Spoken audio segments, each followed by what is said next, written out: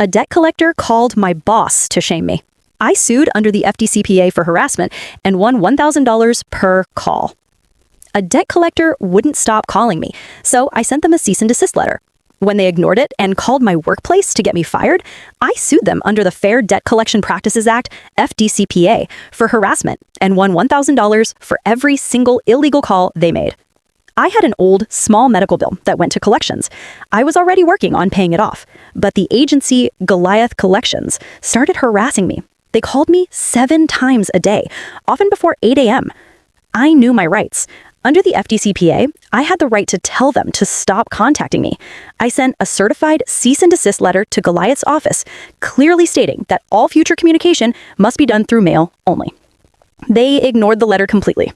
The calls continued, and then they escalated the harassment to the level of illegal third-party disclosure. The next morning, I was called into my boss's office. My boss looked uncomfortable. OP, a man named Tony, just called claiming you owe a large debt. He was quite loud and implied you were financially unstable. I told him he shouldn't call here. That call was a nuclear violation of the FDCPA.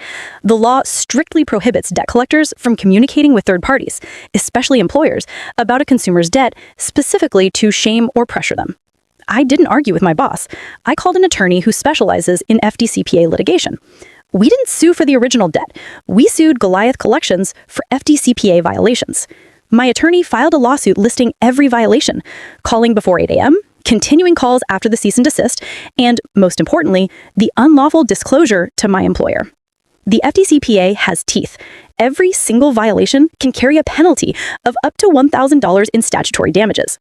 We had recordings and phone records proving 12 illegal calls made after the cease and desist, plus the 1 illegal call to my boss. Goliath's defense collapsed instantly. Their lawyers knew the law was airtight. Calling an employer is the one violation they can almost never recover from. Goliath settled out of court immediately.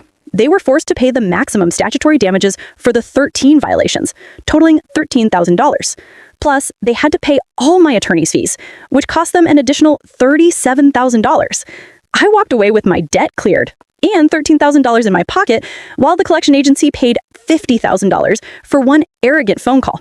I proved that a small consumer has the power to destroy a multi-million-dollar collection agency if they know the law. The debt collector tried to ruin my career over a small medical bill. Do you think FDCPA laws are too harsh on debt collectors, or should the penalty always be high to protect employees from being harassed at work? Tell me your opinion in the comments.